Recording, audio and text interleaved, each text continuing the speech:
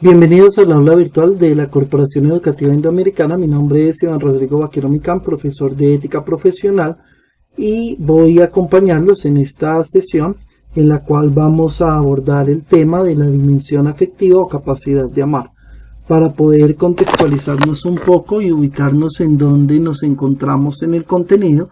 Recuerden ustedes que en la primera sesión del aula virtual trabajamos el tema referente a la dignidad humana y la dimensión intelectual, en la cual pues vimos el concepto de dignidad humana y lo que implica, y después estuvimos trabajando las 6 dimensiones propiamente del ser humano, enunciándolas, y desarrollamos la dimensión intelectual, en la cual vimos las facultades, y dentro de ellas hablamos del tema del conocimiento desde el punto de los paradigmas.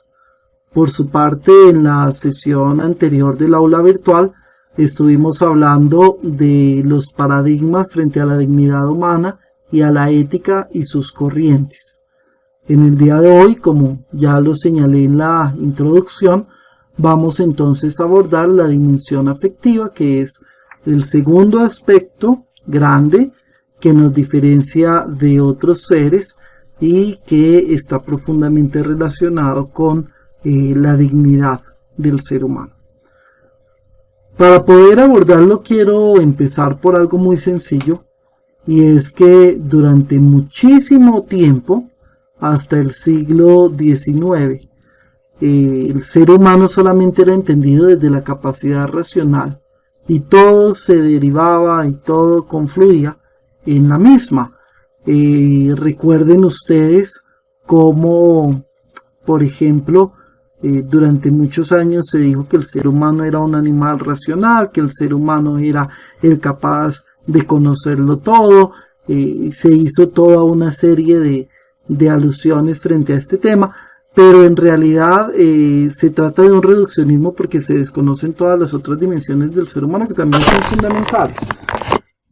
Sin embargo, hay que señalar que en medio de esa comprensión y de ese reduccionismo antropológico, se empezó a hablar desde la antigüedad de una facultad que formaba parte también de una facultad o potencia del alma, como lo llamaba por allá Aristóteles, y también lo va a retomar San Agustín y todos los autores a partir de ellos, que era la voluntad. Sin embargo, la voluntad no tenía que ver tanto con los sentimientos y con las emociones y todo esto, sino que tenía que ver era más que todo con esa capacidad que tenía el ser humano para perseverar en los fines y en los medios captados por la razón.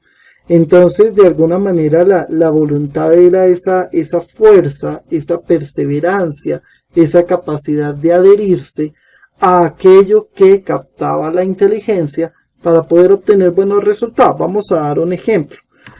Ya habíamos dicho que por medio de la inteligencia se captan los fines. Digamos que el fin de una persona es adquirir una buena posición socioeconómica.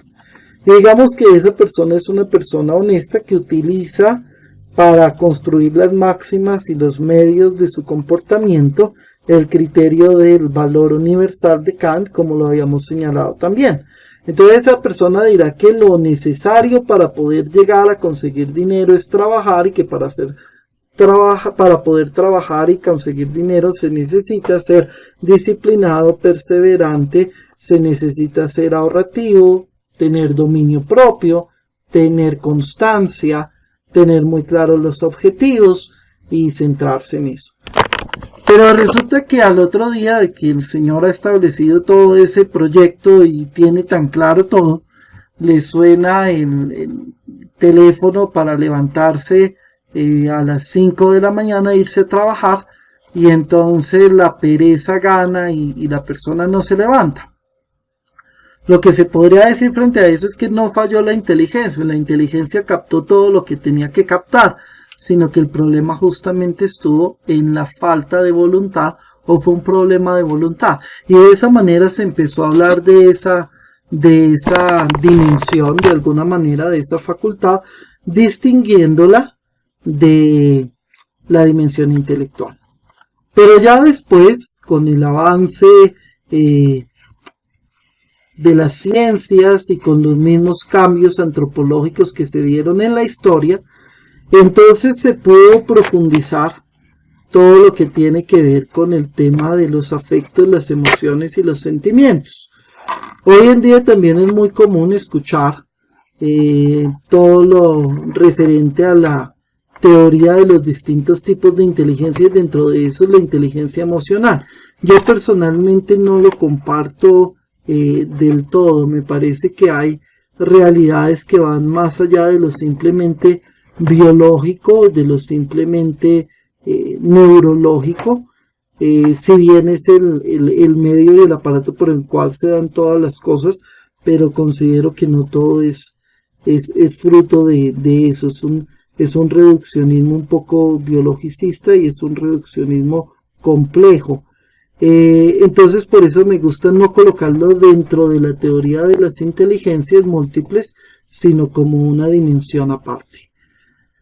Para poder abordar el tema del amor, tema que es generalmente de mucho interés, voy a hacerlo de una manera muy simple.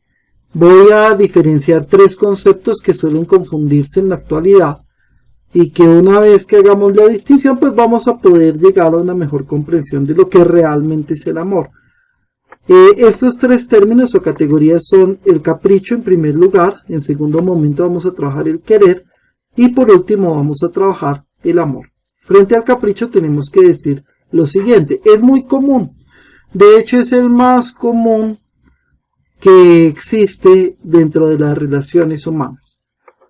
El capricho es esa proyección del ser humano de sus vacíos, sus carencias, sus miedos, sus limitaciones, para poder tratar de taparlos, y esa proyección se realiza en otra persona o cosa, en donde la persona imagina o cree que ese objeto de la proyección va a poder suplir eso que le ocurre.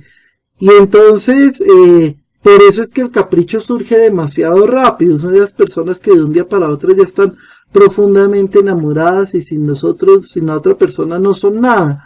Ese es muy cercano a lo que es el capricho. ¿Por qué surge tan rápido? Justamente porque es una idealización. Pero ¿cuál es el problema? Que carece de realidad. ¿En qué sentido?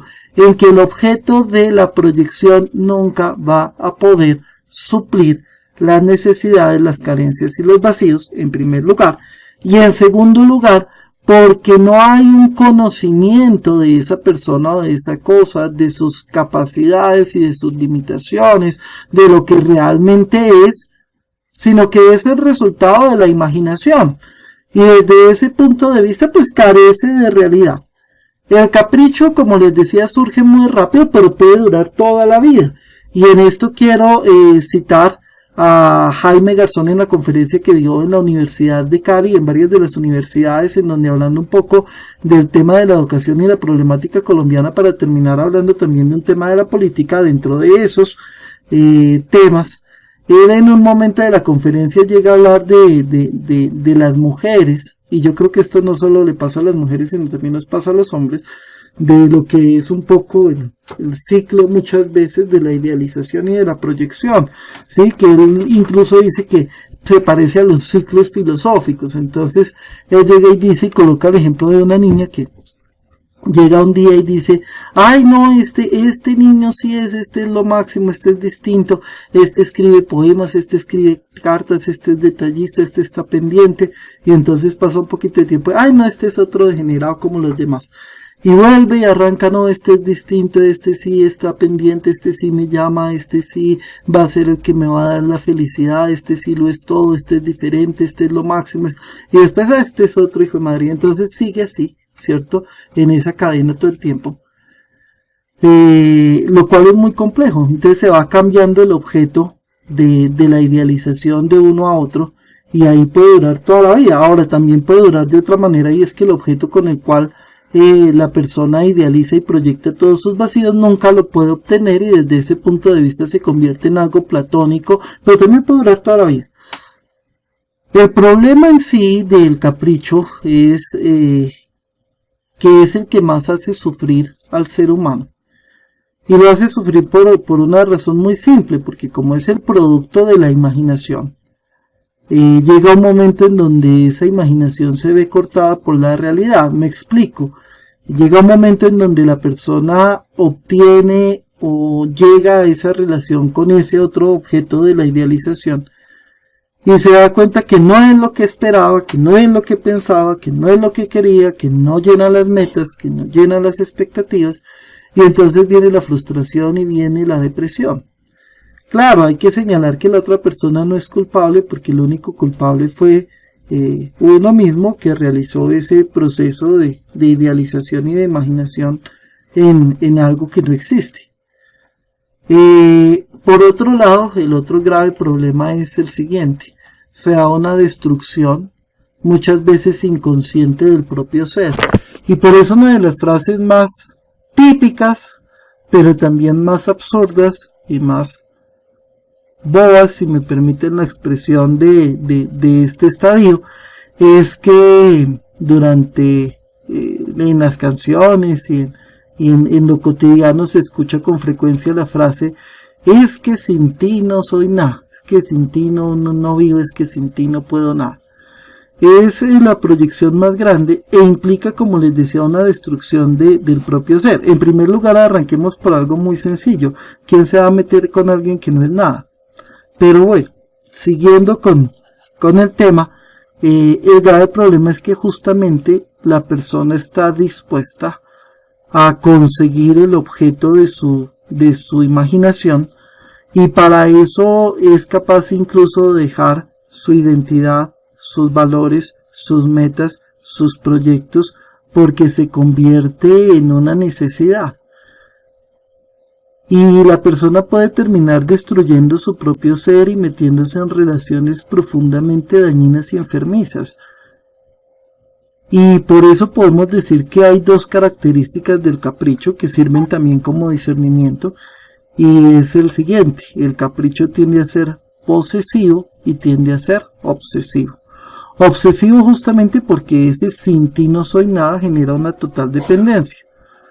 Posesivo porque la persona, al considerar que sin el otro no es nada, entonces quiere que esa persona o que esa cosa estén ahí siempre y exclusivamente para ellos. Y entonces ahí es donde vienen los celos y la inseguridad y todo ese tema, porque en realidad es producto de la imaginación y de una proyección que la otra persona jamás podrá suplir.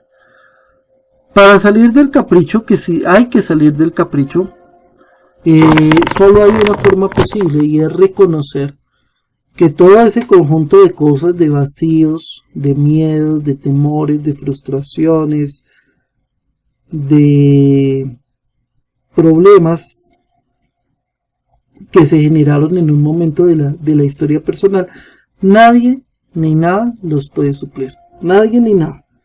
Jamás se podrán suplir. Se pueden sublimar, se pueden aceptar, se pueden de alguna manera direccionar, se puede trabajar a partir de eso, pero nadie los va a llenar.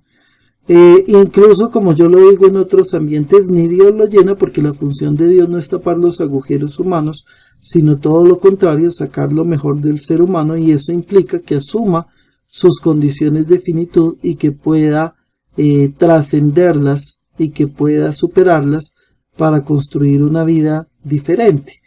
Dios no puede actuar si el ser humano no se adhiere justamente a su opción y a su voluntad. Pero bueno, eso ya son otros temas. Ya quedándonos claro lo que es el capricho, entonces vamos a hablar un poquito de la segunda categoría que les propuse, que es la capacidad del querer. Si yo les pregunto, denme un sinónimo de querer, muy seguramente ustedes me van a señalar apreciar, estimar, valorar, y desde ese punto de vista tienen toda la razón. ¿Qué vendría siendo entonces el querer? Es la capacidad que tenemos para conocer, reconocer, asumir y valorar lo que otras personas o cosas nos brindan para nuestro bienestar y nuestro crecimiento. Desde ese punto de vista, el querer es más profundo porque se fundamenta en la realidad. Y uno de los elementos más importantes del querer es la gratitud, justamente. Es la gratitud. Entonces, implica tiempo.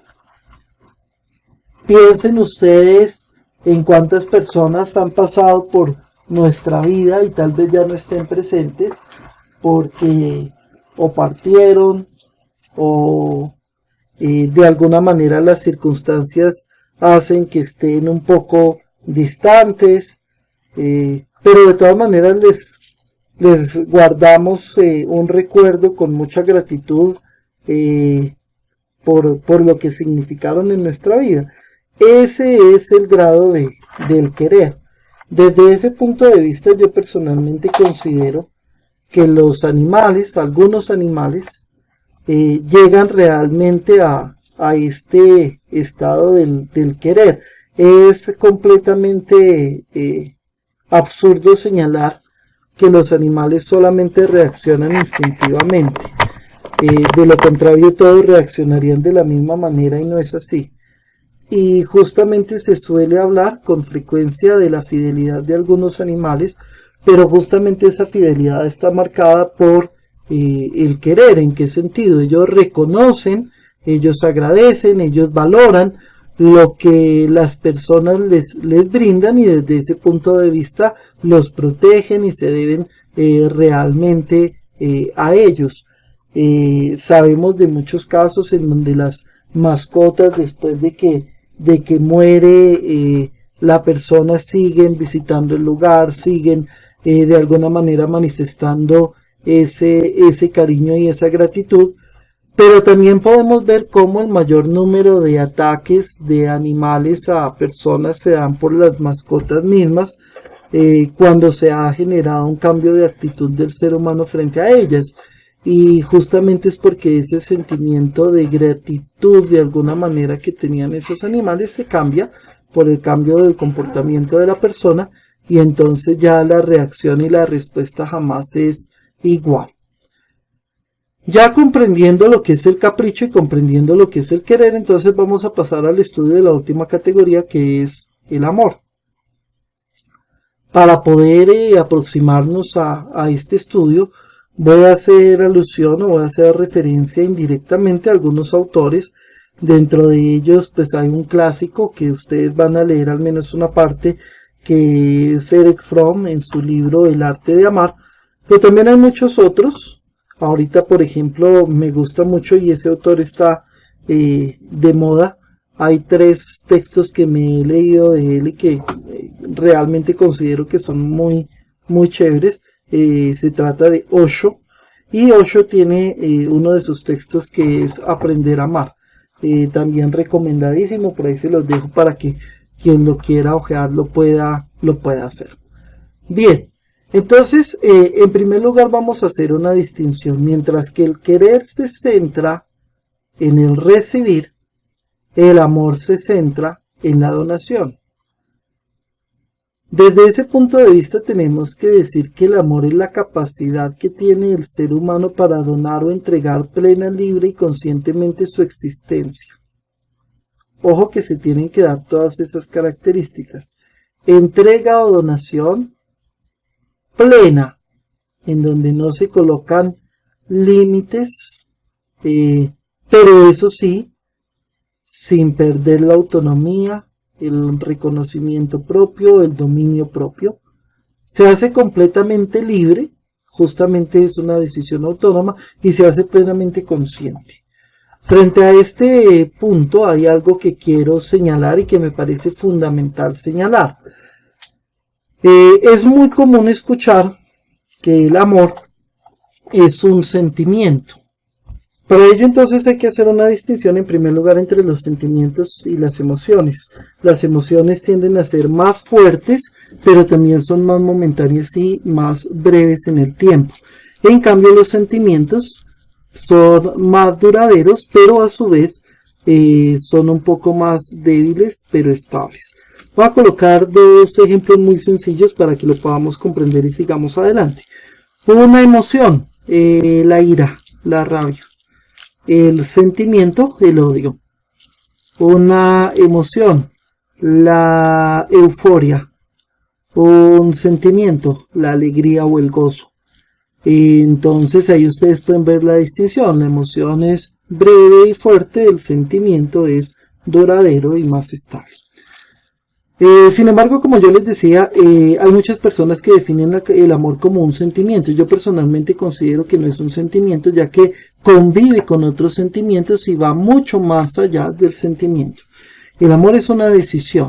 Claro, es una decisión que también está mediada por otra serie de circunstancias, y especialmente cuando hablamos del amor de pareja, pues también tiene que haber una atracción y tiene que haber toda una serie de elementos para que el amor de pareja pueda ser realmente efectivo. Sin embargo, pues estamos hablando del amor en general, y desde ese punto de vista el amor es una decisión.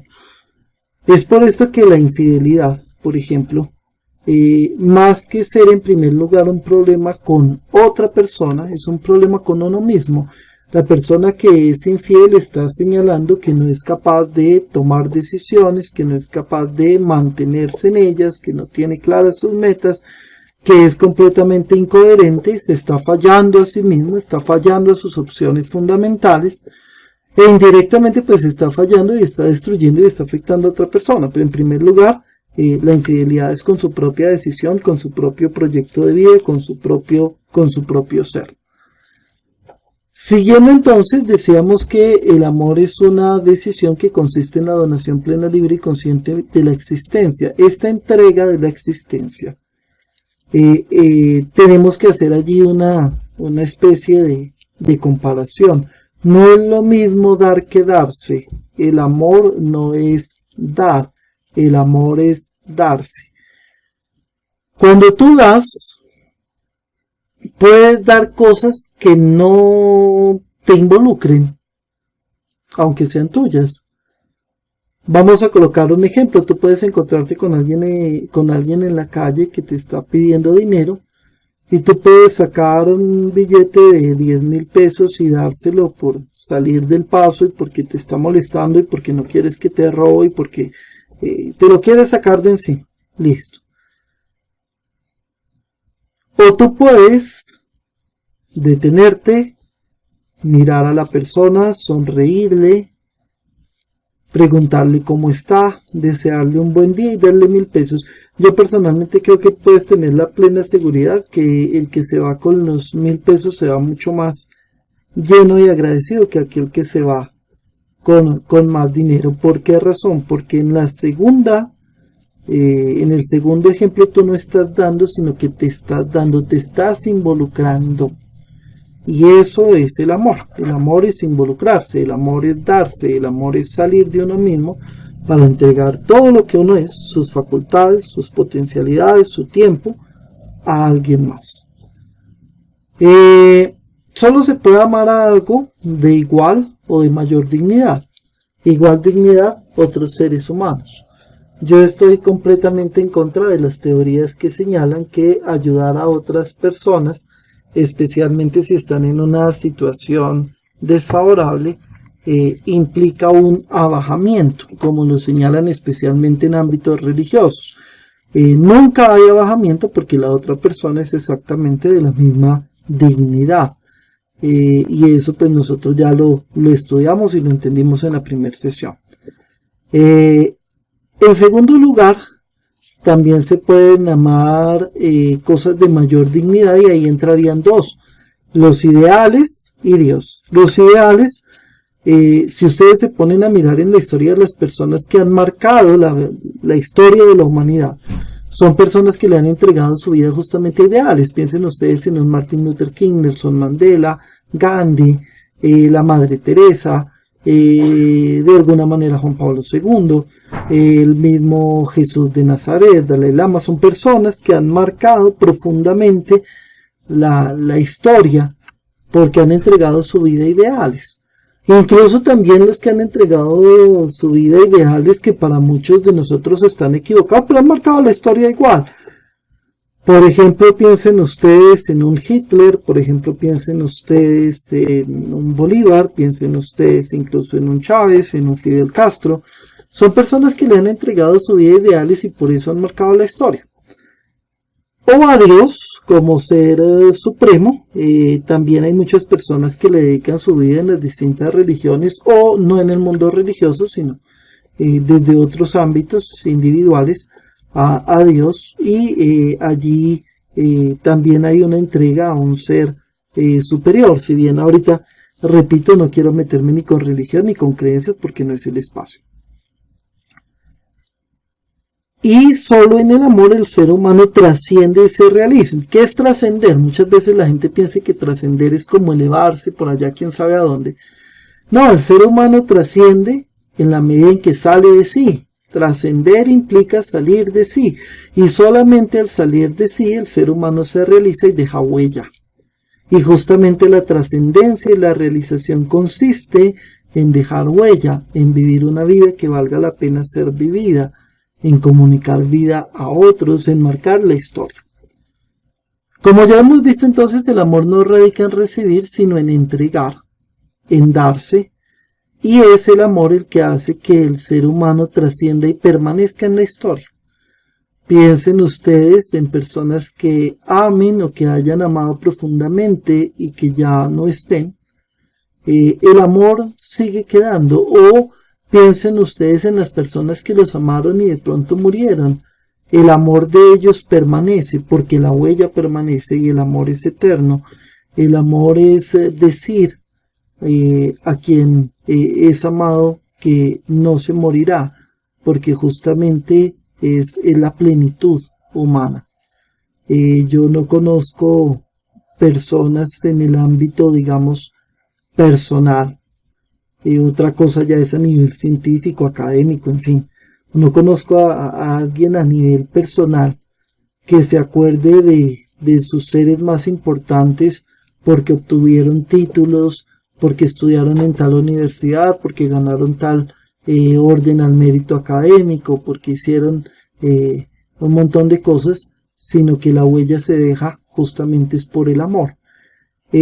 Con esto podemos señalar que damos por terminada esta sesión. Por favor, todas las preguntas que tengan, anótenlas para poder ser resueltas en la próxima clase. Y recuerden que lo más importante es del ser humano es esa capacidad para amar. Y tal vez si nos preguntamos cuántas acciones en el día, en la semana o incluso en estos últimos meses hemos hecho realmente por amor, exclusivamente por amor, tal vez nuestro balance sea un poco negativo. Y si vivimos desde el amor, realmente vivimos en la felicidad. Muchísimas gracias y nos encontramos entonces en la próxima sesión.